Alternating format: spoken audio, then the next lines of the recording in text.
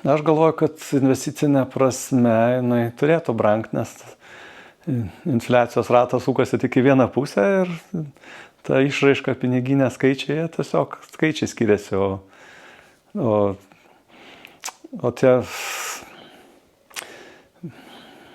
brangiausią modeliuką internete mačiau už 12 000, 1/18 eurų. Neįsivaizduoju, kas jį ar nupirko, ar čia juokais, kad nors parašė tą kainą, bet tokį mačiau. O pačią vertę aš niekad neskaičiavau ir net nebuvo gal to tikslo čia kokią tai sukurti vertę būtent iš tų modelių. Man labai buvo kolekcionuojant džiugu pamatyti, keliaujant per pasaulį, per įvairias tikrų automobilių mūgės, pavyzdžiui, kaip 19 metais buvom Retro Classic Stuttgart, kur kasmet vyksta retro tokios didžiulės ekspozicijos, tai būna Stuttgarte, Kiolne ir Nürnberge, 3 miestuose, kiekvienais metais, ir šalia būna ir modeliukai.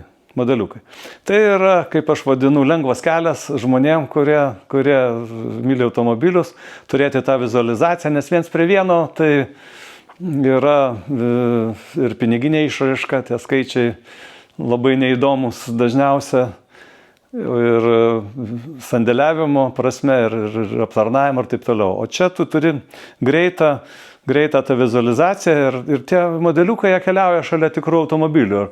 Ir kai keliauja per pasaulį, matai, kad ta tema yra iš tikrųjų labai plati ir labai daug žmonių susidomėjusi, išprotėjusi, gerąja ta žodžio prasme, reiškiasi to domėjimusi automobilių istorija.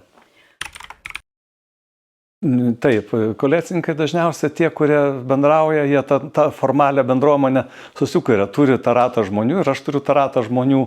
Jisai Lietuvoje, sakykime, yra nelabai didelis ir nėra, jisai įsiveršia į kažkokią tai gal second hando vadinamą antrinę, tai kaip Skelbilt ar ten kokius kitas portalas, kur pardavinėja. Vokiečiai turi savo atskirą kolekcionierių tokį saitą, pas mus toks atskiras specialus nėra įkurtas galbūt Lietuvoje. Bet tas, kas bendrauja, susidraugauja žmonės ir toj temoj bendrauja toliau.